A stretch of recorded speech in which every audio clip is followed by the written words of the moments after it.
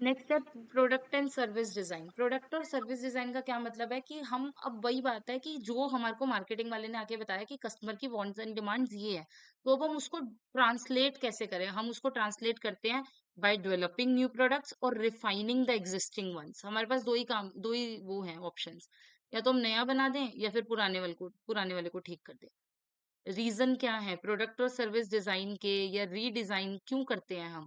पहला है economic region, second social है, डेमोग्राफिक रीजन है, लीगल है। इसको अगर एक्सप्लेन करके पढ़ना है, रीडिजाइन। इकोनॉमिक में मतलब लो डिमांड है, उस प्रोडक्ट की डिमांड ही नहीं आ रही इतनी, बहुत ज्यादा वारंटी क्लेम्स आ रहे हैं, तो हमने क्या किया, रीडिजाइन कर दिया। हमारे को कॉस्ट कम करने की जरूरत है, तो कई बार होता है ना, कंपनीज पैकेजिंग चेंज कर देती हैं, तो रीडिजाइन कर देती है अपने खर्चे को कम करने के लिए।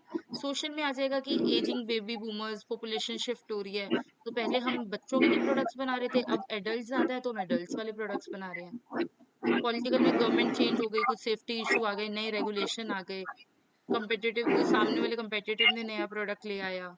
कॉस्ट और अवेलेबिलिटी में ये आएगा कि कोई रॉ मटेरियल मिलना ही बंद हो गया, तो अब हम उस प्रोडक्ट को नहीं बना सकते ना। ठीक है।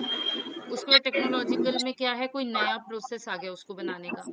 तो ये सारी चीजें अफेक्ट करती हैं, मतलब ये सारी चीजें रीजन बनती हैं मेरे प्रोडक्ट एंड सर्विस के डिजाइन और रीडिजाइन का। Provided we have manufacturability and serviceability. हाँ, तो provided we have manufacturability and serviceability, इसका मतलब क्या है? मैन्युफैक्चरेबिलिटी समझो, the capability of an organisation to produce an item at an acceptable profit. क्योंकि अगर मुझे कोई प्रोडक्ट मतलब प्रॉफिट हो ही नहीं रहा मुझे अगर किसी प्रोडक्ट को बनाने में, तो मैं उसको क्यों बनाऊंगी? तो मतलब वो उसकी कोई मैन्युफैक्चरेबिलिटी नहीं है। ऐसी सर्विसेबिलिटी, सर्विसेबिलिटी मतलब the capacity of an organisation to improve a service at an acceptable cost और प्रॉफिट। सेम उस केस में प्रोडक्ट थे, तो इस केस में सर्विस है। तो कोई भी product provided it is manufacturable and serviceable, तभी हम उसको रीडिजाइन करेंगे या फिर हम नया न्यू डिजाइन करेंगे। फिर आता है आइडिया जनरेशन। आइडिया जनरेशन कैसे हो सकता है?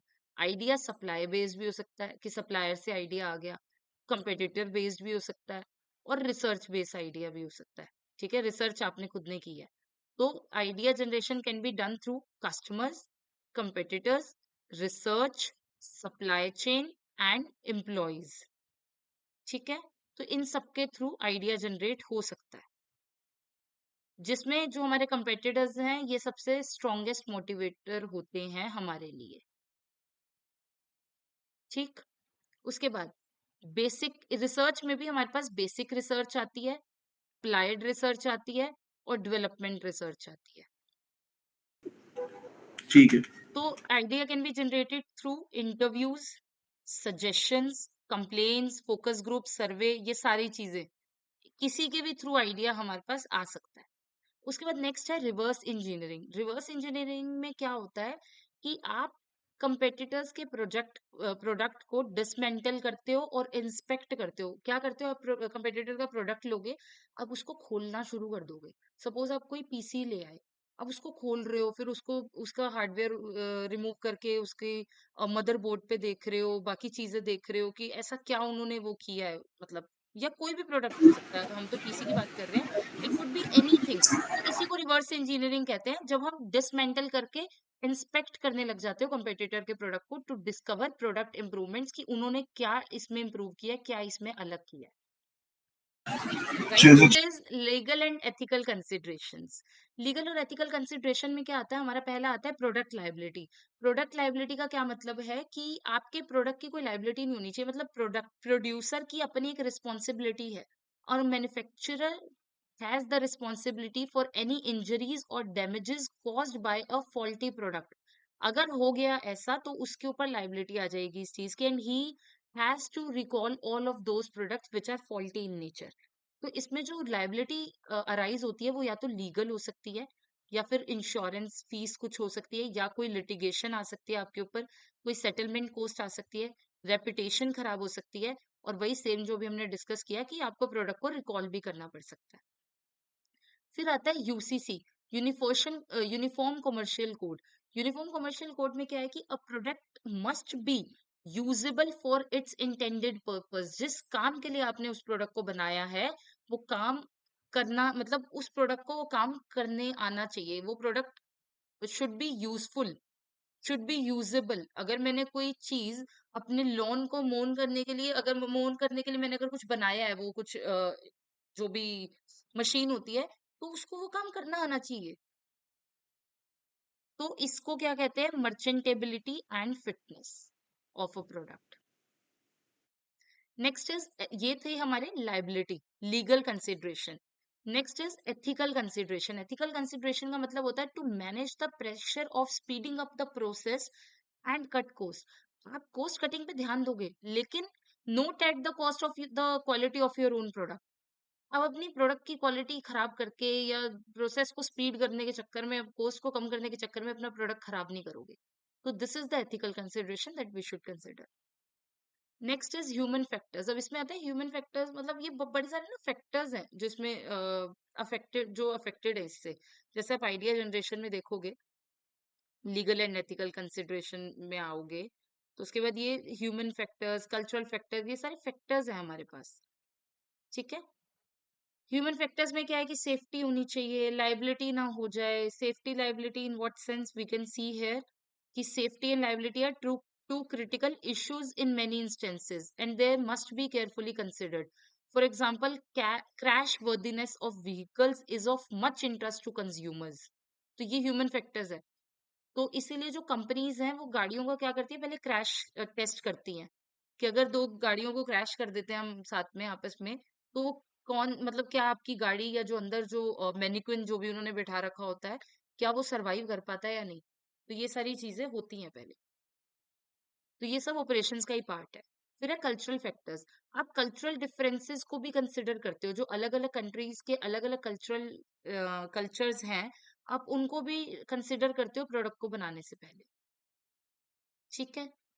इसी में I don't know cultural factors में आएगा या नहीं, बट जैसे आप देखते हो कि हमारे यहाँ पे जो गाड़ियां होती हैं, उसमें जो ड्राइवर सीट होती है वो एक मतलब डिफरेंट साइड होती है as compare to the US और जर्मनी या कहीं का भी आप लगा लो बाहर का। तो ये वो फैक्टर को कंसिडर करते हुए वो ड्राइविंग सीट इधर रखते हैं ना। तो this might be a cultural factor to them. Next is global product and service design. Global product and service design का क्या मतलब है कि इससे क्या होगा, ये आपकी मार्केटेबिलिटी को बढ़ाएगा। जितना आपका प्रोडक्ट ग्लोबली जाएगा, उतना ज्यादा आपकी मार्केटेबिलिटी बढ़ेगी एंड आपके प्रोडक्ट की यूटिलिटी इंक्रीज होगी। फिर है इन्वायरमेंटल फैक्टर्स। इन्वायरमेंटल फैक्टर्स में ये है कि आपको अपने प्रोडक्ट को यूज करना आना चाहिए, मतलब रिसोर्सेज को यूज करना आना चाहिए। किस तरीके से? कि आप अपने रिसोर्सेज को ऐसे यूज करो कि वो इकोलॉजिकल सिस्टम को हार्म ना करे और ह्यूमन एग्जिस्टेंस को सपोर्ट करे। फिर है की aspects of designing for sustainability. Sustainability को कंसिडर करते हुए डिजाइन करने का क्या मतलब है? Cradle to grave assessment. Cradle to grave assessment is basically your life cycle analysis.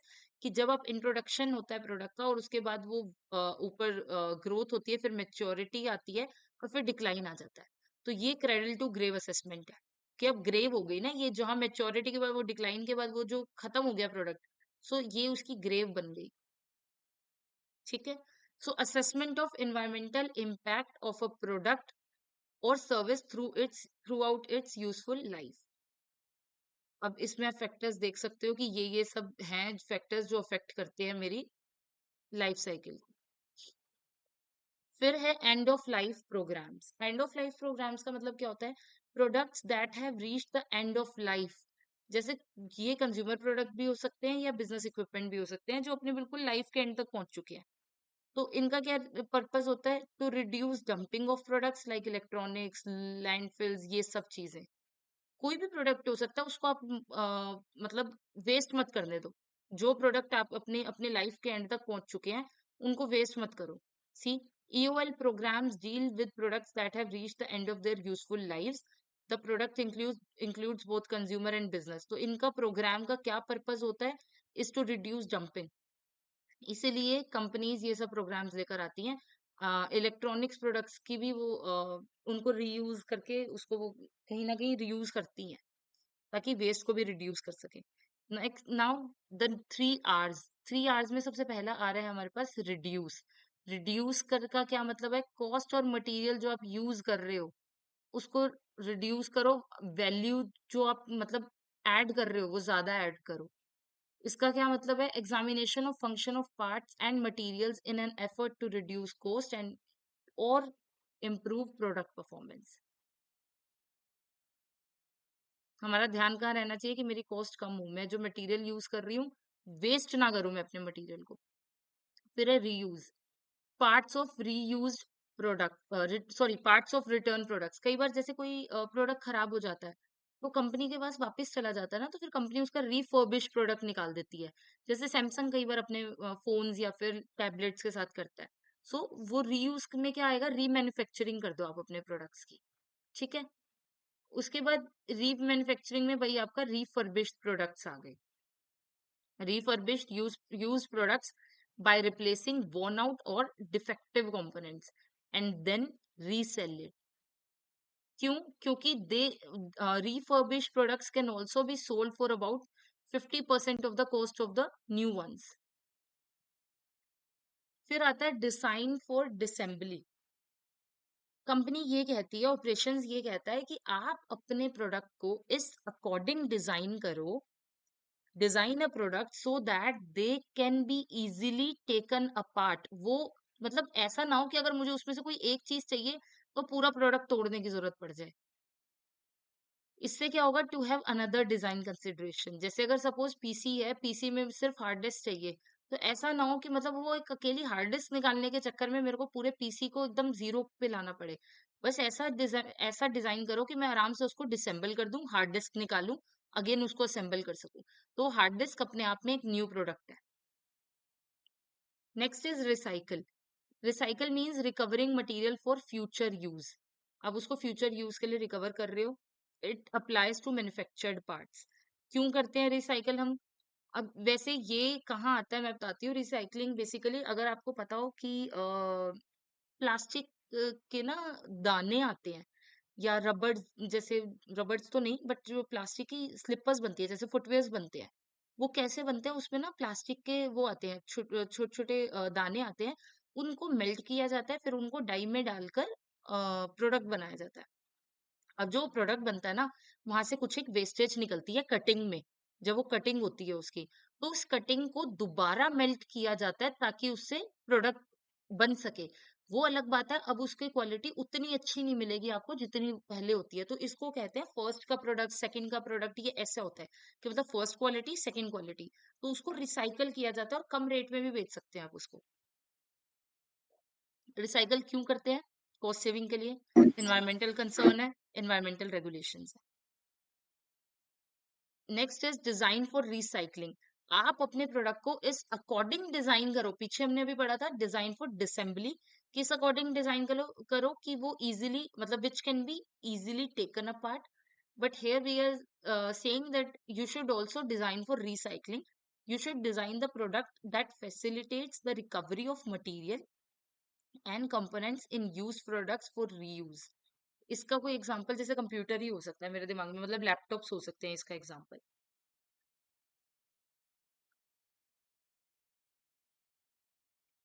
Next है अदर डिजाइन कंसिडरेशन। डिजाइन में और क्या क्या ध्यान में रखा जा सकता है, क्योंकि हम प्रोडक्ट एंड सर्विस डिजाइन पढ़ रहे हैं। तो और क्या कंसिडर किया जा सकता है? पहला है standardisation. Standardisation means extent to which a product, service और प्रोसेस लैक्स वैरायटी। कोई वैरायटी नहीं है, सेम प्रोडक्ट बना रहे हो, वही एक ही प्रोडक्ट बार बार बन रहा है। ठीक है। इसका मतलब क्या है? Products are made in large quantities. जैसे कैलकुलेटर्स, इसमें कुछ अलग करने का है ही नहीं। तो ये स्टैंडर्डाइज प्रोडक्ट है, ये ऐसा ही बनेगा। Standardised products are immediately available to consumers. They have low cost of production. Design की कॉस्ट भी कम होगी। ठीक है। टाइम और मनी दोनों सेव करते हैं। Increasing quality and reliability. Cost को भी सेव करते हैं टू ट्रेन एम्प्लॉयज। ठीक है। Reduce time to design jobs. Jobs को भी डिजाइन नहीं करना पड़ता कि कौन क्या काम करेगा, कौन क्या नहीं करेगा। सो स्टैंडर्डाइजेशन में ये होता है। But since companies like standardisation but customers like variety, they need some more कि हाँ कुछ और वैरायटी आ जाए। फिर है designing for mass customisation. Mass customisation क्या होता है? Strategy of producing standardise goods. आप गुड्स तो वही बना रहे हो स्टैंडर्डाइज, बट उसमें कुछ कस्टमाइजेशन की डिग्री डालते हो, थोड़ा बहुत कस्टमाइजेशन का स्पाइस ऐड कर रहे हो, बाकी गुड स्टैंडर्डाइज ही है। एंड में कुछ कस्टमाइजेशन दे रहे हो। इसमें क्या, अब इसके टैक्टिक्स होते हैं कि मास कस्टमाइजेशन को डिजाइन करने के लिए भी क्या टैक्टिक्स हैं। पहला है डिलेड डिफरेंशिएशन। डिलेड डिफरेंशिएशन का मतलब क्या है? पहले तो प्रोडक्ट बना लो जैसा बनाते हो, उसके बाद जो डिफरेंशिएशन का काम करना है ना, जो कुछ अलग डालना है उसमें, जो कुछ कस्टमाइज करना है, वो बाद में करना जब कस्टमर बताएगा।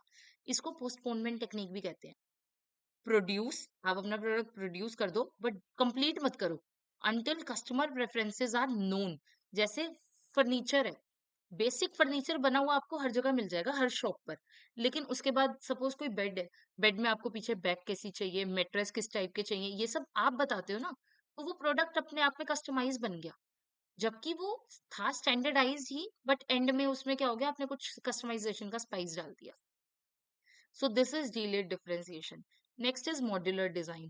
Modular designs basically क्या होते हैं? A form of standardization. सब कुछ सेम सा बनेगा, standardize होगा, in which components parts are grouped into modules that are easily replaced or interchanged. एक बना दिया, अब इसमें मुझे ये वाला नहीं चाहिए, इसमें मुझे वो फीचर नहीं चाहिए, तो आप कम ज्यादा कर सकते हो। जैसे कंप्यूटर्स है, ठीक है, और इसमें क्या होता है ना, जो फेलियर्स होते हैं वो इजी हो जाते हैं डायग्नोस करने। Next is reliability. रिलायबिलिटी का मतलब ये होता है कि आप उसको, किसी भी प्रोडक्ट को कितनी भी कंडीशंस में, अलग अलग कंडीशंस में यूज करके देख लो, मतलब नॉर्मल ऑपरेटिंग कंडीशन में, वो जो उसका फंक्शन है ना, वो वही फंक्शन करेगा। मतलब ability of a product, part और सिस्टम, कुछ भी हो, प्रोडक्ट पार्ट सिस्टम तीनों में से कुछ भी हो, to perform its intended function under prescribed set of condition, provided those conditions should be normal operating conditions. Failure की सिचुएशन कब होगी? जब प्रोडक्ट पार्ट और सिस्टम वो फंक्शन परफॉर्म नहीं करेगा which it was intended to perform. अब आप किसी भी प्रोडक्ट की रिलायबिलिटी कैसे इंक्रीज कर सकते हो? इम्प्रूव कर दो कंपोनेंट डिजाइन को, इम्प्रूव कर दो प्रोडक्शन या असेंबली टेक्निक्स को, improve system design, improve user education, testing improve कर दो, मेंटेनेंस के procedure, preventive maintenance procedure improve कर दो, बैकअप्स को यूज कर लो। ठीक है, यहाँ तक क्लियर है सभी को? ऐसे करो। अब आती है डिग्री ऑफ न्यूनेस। किसी भी प्रोडक्ट में आप न्यूनेस की डिग्री कैसे ला सकते हो? या तो एग्जिस्टिंग प्रोडक्ट को मॉडिफाई कर दो, एग्जिस्टिंग प्रोडक्ट सर्विस को मॉडिफाई कर दो, या एक्सपेंशन कर दो एग्जिस्टिंग को ही, ठीक है, या तो कंपेटिटर के प्रोडक्ट या सर्विस जैसा क्लोन बना दो, सेम उसके जैसा प्रोडक्ट मार्केट में लॉन्च कर दो, या फिर बिल्कुल ही न्यू प्रोडक्ट ले आओ। ठीक है, उसके बाद आईडी फंक्शन डिप्लॉयमेंट, कि आपको ना अपने कस्टमर की आवाज सुननी है। वो अप्रोच यूज करो जो जो आपको आपके कस्टमर की आवाज तक पहुंचा सके। आप अपने कस्टमर की वॉइस को अपने प्रोडक्ट और सर्विसेज में इंटीग्रेट कर दो। तो इसकी वजह से हम बनाते हैं house of quality. House of quality कहता है कि आप अपने कस्टमर को सुनो, process of listening to customer, translate their desires into a written plan. ठीक है, इसको छोड़ दो नीचे को। उसके बाद it seeks to utilise customers voice to document their needs and wants in planning and design process. अब देखो ये क्या होता है, कुछ नहीं है, बहुत इजी है। स्टार्टिंग होती है यहाँ से, आप पहले अपने कस्टमर्स की रिक्वायरमेंट्स समझते हो कि उसको क्या चाहिए, उसकी नीड्स एंड वांट्स को समझते हो, ठीक है। उसके बाद कस्टमर की ये समझने के बाद आप क्या करते हो, अपनी टारगेट वैल्यूज को डिजाइन करते हो, स्पेसिफाई करते हो। मतलब यू स्पेसिफिकेशन और टारगेट वैल्यूज देखते हो कि क्या है, उन क्या चाहिए, उनको क्या करना चाहिए, हमें क्या बनाना की जरूरत पड़ेगी। फिर आप कंपेटिटिव असेसमेंट देखते हो कि कंपेटिटर क्या बना रहा है, किस टाइप का बना रहा है। फिर उसके अकॉर्डिंग आप अपने डिजाइन की रिक्वायरमेंट देखते हो कि अब मुझे कैसा डिजाइन बनाना है, मुझे कैसा फाइनल प्रोडक्ट चाहिए। इस बीच में ये जो है, ये है आपका रिलेशनशिप मैट्रिक्स, और ये है आपका कोरिलेशन मैट्रिक्स, कि किस डिजाइन में क्या कोरिलेशन है। अगर आपको चार्ट देखना हो तो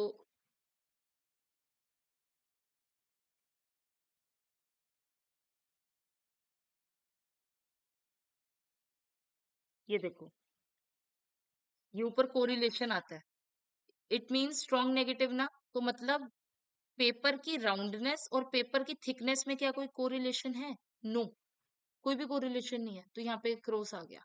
तो ये ऊपर वाली चीजें कोरिलेशन बताती हैं आपकी, ये वाली ये डिजाइन रिक्वायरमेंट्स में। और ये इधर क्या बताती हैं, ये रिलेशनशिप बताती हैं, जैसे स्ट्रॉन्ग, मीडियम, स्मॉल, कि किसमें क्या रिलेशन है। जैसे ठीक है, पेपर की सपोज क्या रिलेशन है, strong means 9, medium means 3, small means 1, तो उसके अकॉर्डिंग क्या होता जाएगा आपका, इसमें मार्किंग्स होती जाएंगी, इंपॉर्टेंस वेटेज दे देते हैं। यहाँ पे आपकी कस्टमर की रिक्वायरमेंट है कि पेपर फटना नहीं चाहिए, कंसिस्टेंट फिनिश होनी चाहिए, ये सारी। ये एग्जाम में बनाना नहीं आएगा, अगर हल्का फुल्का आए तो लिखाना। नेक्स्ट है इंपॉर्टेंट कानो मॉडल। बहुत सिंपल है। कानो मॉडल एक थ्योरी थी प्रोडक्ट एंड सर्विस डिजाइन की, जो नोरियाकी कानून, डॉक्टर नोरियाकी कानून ने डेवलप की थी। ही प्रोवाइडेड इनसाइट्स कि क्या एट्रीब्यूट्स कस्टमर्स के लिए इंपॉर्टेंट होते हैं। अब उसमें क्या उन्होंने कहा था कि क्वालिटी की ना 3 डेफिनेशंस है। एक बेसिक क्वालिटी होती है, एक परफॉर्मेंस होती है, और एक एक्साइटमेंट होती है। ये फीचर्स हो सकते हैं कह लो। बेसिक क्या है कि जिसका सेटिस्फेक्शन पे लिमिटेड इफेक्ट है, अगर प्रेजेंट है तो, मतलब अब इसके होने से कोई दिक्कत नहीं है। ऐसा नहीं कि बहुत ज्यादा सेटिस्फाई हो रही हूँ, लेकिन अगर ये नहीं होगी तो मैं बहुत ज्यादा डिससेटिस्फाई हो जाऊंगी। अगर एसी लगा हुआ है सामने किसी कंपनी के उसमें शोरूम में, तो ऐसा नहीं कि मैं बहुत सेटिस्फाइड हूँ उनके हर चीज से या प्रोडक्ट से। बट अगर नहीं लगा हुआ है तो I would feel uncomfortable while purchasing the product, तो वो डिससेटिस्फेक्शन जरूर कोज कर रहा है। तो ये मेरे होते हैं क्वालिटी वाले, बेसिक क्वालिटी। फिर आती है मेरी परफॉर्मेंस। परफॉर्मेंस क्या होती है कि सेटिस्फेक्शन और डिससेटिस्फेक्शन डायरेक्टली प्रोपोर्शनल होता है लेवल ऑफ फंक्शनैलिटी और अपील से। जितना प्रोडक्ट अच्छा होगा मैं उतनी सेटिस्फाइड होंगी, जितना खराब होगा मैं उतनी डिससेटिस्फाइड होगी। तो ये परफॉर्मेंस होती है। Next is excitement. Excitement surprise element होता है, ये कस्टमर के लिए अनएक्सपेक्टेड होता है। तो ये क्या करता है, ये वाओ फैक्टर को कॉज करता है। Cause excitement wow factor. ये कभी भी डिससेटिस्फेक्शन को लीड नहीं करता, मतलब ये कभी भी डिससेटिस्फेक्शन नहीं कर सकता। जो चीज हमें पता ही नहीं है कि हमें मिलेगी, वो मिल जाए तो उससे एक्साइटमेंट जरूर होगी, सेटिस्फेक्शन जरूर होगी। लेकिन जो चीज हमें पता ही नहीं है, तो उससे डिससेटिस्फेक्शन तो नहीं हो सकती ना। अगर एक्साइटमेंट फैक्टर नहीं होगा तो हमारे को डिससेटिस्फेक्शन नहीं होगी। जैसे अगर आप किसी होटल में गए, उन्होंने, आपने ब्रेकफास्ट इंक्लूड नहीं कराया था, बट उन्होंने आपको कॉम्प्लीमेंट्री ब्रेकफास्ट दे दिया, तो this is the excitement factor. Flight में जा रहे हो, इकोनॉमी से बिजनेस क्लास में अपग्रेड हो गए, दिस इज एक्साइटमेंट फैक्टर। सो ये देखो, यहाँ आपकी है सेटिस्फाइड, ये आपका क्या है, सेटिस्फेक्शन। इससे ऊपर आपका पॉजिटिव, इससे नीचे नेगेटिव जाएंगे तो क्या हो जाएंगे हम, डिससेटिस्फाइड। क्लियर है। अब इसमें क्या है, ये है लो फंक्शनैलिटी अपील, क्योंकि 0 से हम लेफ्ट में जाएंगे तो नेगेटिव, 0 से राइट में जाएंगे तो हाई फंक्शनैलिटी अपील। अब सबसे बेसिक चीज, हमने परफॉर्मेंस में क्या पढ़ा था कि डायरेक्टली प्रोपोर्शनल, जितनी ज्यादा मेरी फंक्शनैलिटी बढ़ेगी, फंक्शनैलिटी और अपील बढ़ेगी, उतनी ज्यादा मेरी परफॉर्मेंस बढ़ती चली जाएगी, परफॉर्मेंस क्वालिटी इंक्रीज होगी।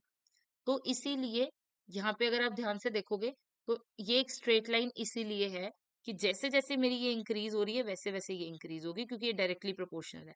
तो वैसे जैसे जैसे ये डिक्रीज होगी, मेरी सेटिस्फेक्शन भी कम होनी चली जाएगी, मतलब मैं डिससेटिस्फाई होना शुरू हो जाऊंगी। इसीलिए ये यहाँ पे ऐसे स्ट्रेट लाइन है। उसके बाद बेसिक क्वालिटी क्या थी, जिसके होने से सेटिस्फेक्शन नहीं है मुझे, तो मैं सेटिस्फेक्शन पे नहीं जाऊंगी, मैं डिससेटिस्फेक्शन पे रहूंगी, कि अगर ये नहीं हुई तो मैं डिससेटिस्फाई हो जाऊंगी। होने में सेटिस्फेक्शन नहीं है, तो जैसे जैसे फंक्शनैलिटी इंक्रीज होगी, वैसे वैसे मैं सेटिस्फेक्शन की तरफ मूव कर रही हूँ, क्योंकि यहाँ पे मैं ज्यादा डिससेटिस्फेक्शन पे हूँ, यहाँ पे मैं कम डिससेटिस्फेक्शन पे हूँ। तो जैसे जैसे ये फंक्शनैलिटी और अपील इंप्रूव होगी, वैसे वैसे मैं ऊपर मूव कर रही हूँ। तो मतलब यहाँ पे आ गई मैं, जैसे जैसे हाई हो जाएगी मैं इंक्रीज करती जाऊंगी। उसके बाद आता है एक्साइटमेंट। एक्साइटमेंट कभी भी डिससेटिस्फेक्शन नहीं करेगा, तो ये हमेशा इसके ऊपर रहेगा, ये नीचे नहीं आएगा। तो एक्साइटमेंट क्या है, जैसे जैसे फंक्शनैलिटी और अपील इंक्रीज होगी, मतलब प्रोडक्ट आपको अच्छा लगेगा, प्रोडक्ट अच्छा है, इस वजह से आपकी सेटिस्फेक्शन इंक्रीज होनी शुरू हो जाएगी। ये देखो, यहाँ पे इंक्रीज होनी शुरू हो जाएगी। तो आप हाई फंक्शनैलिटी पे जैसे जैसे जाते जाओगे, आपके ये जो सेटिस्फेक्शन है ये ऊपर जाती जाएगी। So this is Kano model. समझ में आया सभी को? तो वो कहते हैं, इन्होंने कहा था जो कानो है, इन्होंने कहा था कि ये ओवर टाइम ना मेरी एक्साइटमेंट वाली चीज ना इधर शिफ्ट होने लग जाएगी। जैसे अब आप सपोज चले गए, उन्होंने आपको एक बार तो कॉम्प्लीमेंट्री ब्रेकफास्ट दे दिया या एक बार तो बिजनेस क्लास में अपग्रेड कर दिया। अगली बार अभी आपको ये रहेगी ना कि अरे हाँ शायद इस बार भी कर दे।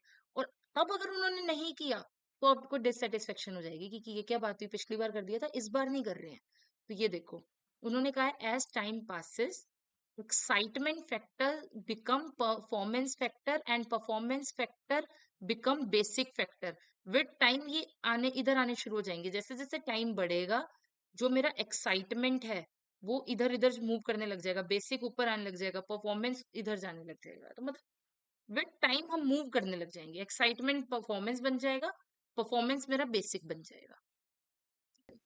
So well design service system कैसा दिखता है कि ऑर्गेनाइजेशन मिशन से कंसिस्टेंट होगा, ठीक है, यूजर फ्रेंडली होगा, रोबस्ट होगा, इजी टू सस्टेन होगा, कॉस्ट इफेक्टिव होगा, हाई वैल्यू होगी, ठीक है, that is obvious to customer, effective linkage होंगी between back and front of house operation, single unifying theme होगी, having design feature and check that will ensure service that is reliable and of high quality. इसी के साथ आपका ये भी finish.